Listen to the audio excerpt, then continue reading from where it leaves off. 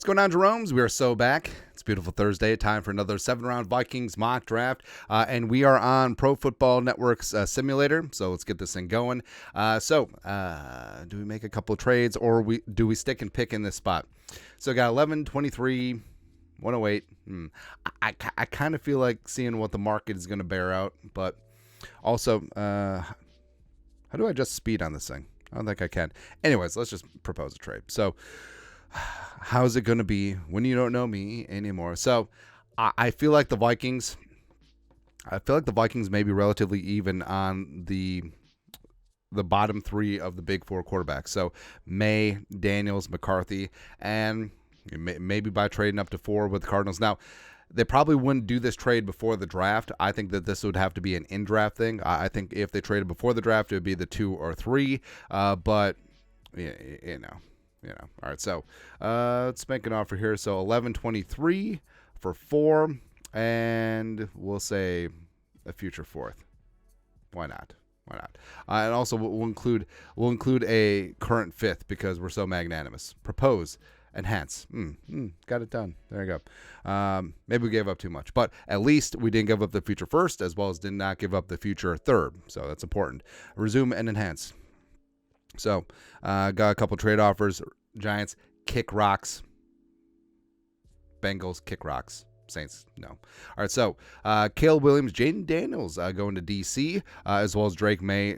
They would love Drake May. So the Vikings in this spot. J.J. McCarthy, again, fully understand why people have reservations, but I think he's the guy. I think he's the guy. And also the fact that they do have Sam Darnold, you don't have to roll J.J. McCarthy out there day one. You can let him get acclimated and marinate a little bit. So McCarthy in this spot. And also the fact that they didn't give up the future 1st. Huge. Absolutely huge. All right, so Vikings, we got a little while to wait. Down at 108. Feeling great. I remember no 3rd-round pick because the Hawkinson trade, no 2nd-rounder, and also no 2025 2nd-rounder because of the trade with the Texans. So moving back 6 spots, and we can upgrade. Ooh, yeah, I'll take that one. All right, so we'll freshen up. All right, so the Rams are basically just throwing everything at us. Nah. I think we'll pass. All right, so I actually want to go up. See what the hell happened up here. So after we selected, Harrison Jr. goes to the Chargers. Neighbors to the Giants makes sense. Fashanu's first tackle off the board. Joe Alt. A little estate planning for Matthews with the Falcons. Brock Bowers goes to the Bears. I kind of hate that because it's going to be really tough. Roma Dunze going to the Jets. Verse goes to the Cardinals. So the Cardinals end up with Verse, Nate Wiggins, and Keon Coleman. That's pretty good. It's a pretty damn good haul. Let's see, Tyrion, blah, blah, blah. Basically, I just want to see where the other quarterbacks went. JPJ goes to the Eagles. I mean, they got Dickinson at one of the guard spots, as well as the name escapes me. The Nebraska center? That'd be fine. Don Mitchell, Chris Haynes, Cooper John goes to the Bills. Bills Mafia is going to love him. Xavier Worthy goes to the Chiefs. The Chiefs finally take a first-round wide receiver. Weird. Spicy. The Lions take Bo Nix and they trade up to go get him. So now they have a viable future alternative to Jared Goff, who is starting to age out a little bit. Let's see here. There's Malachi. Tavondre Sweat goes to the Texans. I love it. Penix goes to the Raiders 2nd round. I think that's a really good spot for him. Yeah. All right, so then, blah, blah, blah, blah, blah, blah, blah. All right, so we're on board here. So a couple options here. So Michael Pratt's just sitting there chilling. So Mason Smith, Mekhi Wingo are sitting there chilling. I do like Wingo's. He's undersized, but definitely brings that heat and penetration. Let's see here. Mustafa, Jamari Thrash, Cam Hatt wants some length on the outside. Tanner Bortolini. In terms of the interior offensive line, Tyler Davis from Clemson, I like. Jordan Jefferson, a little bit larger, and also does have a really decent first step as well. I think we maybe get him at 129. Bo Limmer, we're gonna risk it for the biscuit. I do like Javon Baker a lot too. So in this spot, a lot of directions that the Vikings could go. Kalen King is here. Again, it's a little bit It's a little bit hokey, but I really do like Cam Hart. I do like that length on the outside. I do like his versatility, and I think that he'll be a very valuable asset in the Vikings DB room. So Cam Hart, come on down. Couple picks bleed off. Got a couple trade offers. Nah. All right, so we're going to stick and pick in this spot.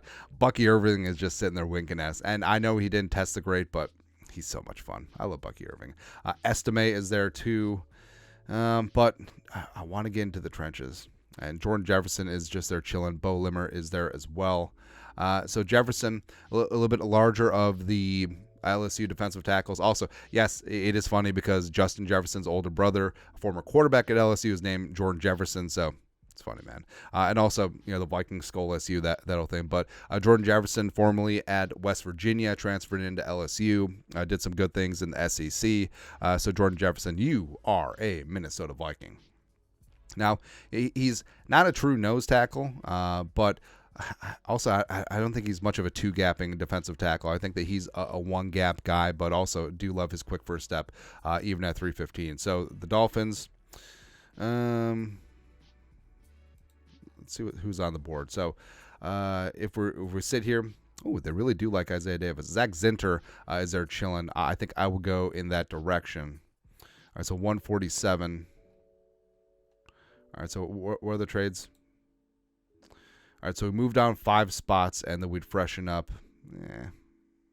I think I'm just going to stick and pick and take our guy, Zach Zinter. So, I mean, Zach Zinter probably would have been a day 2 pick if he didn't have that lower leg injury, but he's got great size. He's got good movement skills. And, Harbaugh really harped about the offensive line. It's what makes a team go because it does affect every other player on the team, whether it's, hey, the defense needs a rest. How about the offensive line puts together a great drive? And then, of course, it affects every single player on offense. So Zach Zinter coming on in. I think medically, if he's good to go, I think that he could certainly affect that guard competition, him and Blake Brandel. And also Ed Ingram, earn your spot back, man. So we could freshen up both of those picks. Who's on board? All right, so Tyler Davis is there. Isaiah Davis. I really do like Isaiah Davis in that spot. Kenny Logan, the safety, is there. Taj Washington, I think, is super underrated. I really do. I like Javon Foster, the tackle prospect. Gabe Hall, a bit of a super freak along the defensive line. Eric All, the Vikings have been doing some homework on. Christian Boyd, of course, is our guy. Eichenberg, Guarendo, Newsred, Christian Jones, I like too. Lifavu, nailed it. Also, do we just take a shot on Joe Milton III? Like, I don't think he's going to translate to the NFL, but do we just do it for the hell of it? All right, trade offer. All right, so we're going to counter. Not giving up that, and also I want that. Propose. Confirm. Rejected. All right, we're not doing business. All right, so in this spot, man, what do we do? All right, so I'm leaning towards Gabe Hall. I really love me some Gabe Hall. All right, so Gabe Hall in this spot. I know he goes like 7th round in the PFF simulator, except I don't think that's going to be legit. So we got 2 picks remaining. All right, so we got 2 defensive linemen. Although we don't have the true blue run-stuffing nose tackle, it is what it is. We got a great guard in Zach Zinter. We got length on the outside in Cam Hart. Could go running back with one of these last 2 picks. Also could go wide receiver. Let's just see who's there at wide receiver. So Taj Washington, I love a lot. Jaquan Jackson from Tulane, who I believe the Vikings took in Matt Miller's 7th-round mock draft. But all these guys are all gas, no brakes. A little bit undersized wide receivers. Taj Washington, I really like Taj Washington's game. And I think that they really sync up with what the Vikings are looking for with a wide receiver 3 to work with Addison as well as with Justin friggin' Jefferson. Of course, Taj Washington, a little bit crossover with Addison there with the men of Troy. So I'm going to go with Taj Washington in this spot. And now we wait for the last pick. Let's see if any running backs will be there. So Dylan Johnson's just there chilling. All right, so now last gasp. Brevin Span Ford is there chilling. Although I feel like the the progress with Hawkinson is pretty, makes you feel good. There you go. Could go linebacker in this spot. Yeah. So running backs wise, I feel like we can get Dylan Johnson as UDFA. We can get Rasheen Ali as a UDFA. So no sweat there. Defensively, I would like a linebacker.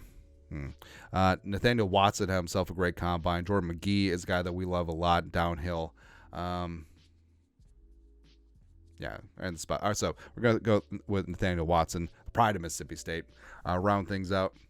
So I'm really liking how this thing shaped up. So we did not have to give up the future first or the future third to get up to 4 and took J.J. McCarthy. Now, yes, you are betting on projection. You are betting on the come with him. But McCarthy, it's great under center, great with play action, great with throwing in rhythm, and love the footwork. It's already advanced for a 21-year-old, and him working with McCown and working with Kevin O'Connell, I think that they're going to have something very special coming up. And also, the kid just wins. Doesn't that matter at a certain point? And whenever he's asked to make a big-time play on third down in the fourth quarter, generally he comes up pretty clutch. And I think that is an underrated factor. And plus, there's no stress about him starting from day one, where with Daniels or May, I mean, maybe they'll be pushing a little bit more. But I think people understand with McCarthy that you're going to need some marination, and also hopefully Sam Darnold can really step up nicely.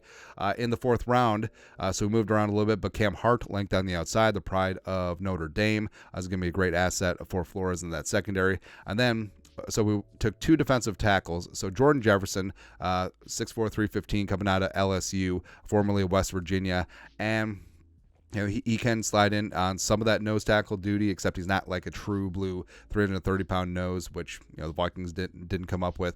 But Jefferson, I love that quick first step, and I think that he and Jaquelin Roy, also formerly LSU, can definitely grow and show together along that D-line. And Gabe Hall. So Gabe Hall fits into that 3-tech blowing up that B gap type player.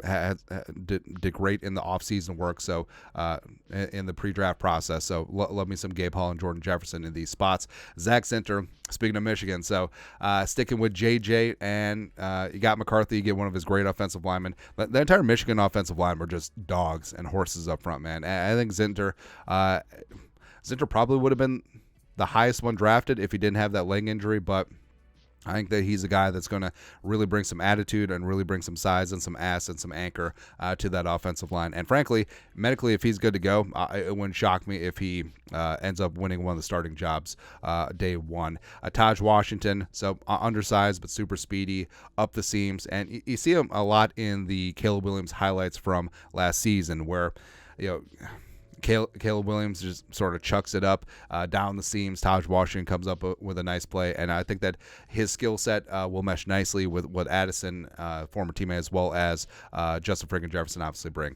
Then Nathaniel Watson had himself a great combine, physical freak, can do some great things on special teams, and then rise up and add some depth along the linebacker room. And again, major thing, did not give up the future first or the future third, but still get your guy up in the top 4. So overall, feeling pretty good about things. But that's it. 7-round Vikings mock draft on this beautiful Thursday. You guys are the best. You know what to do. Skull production value.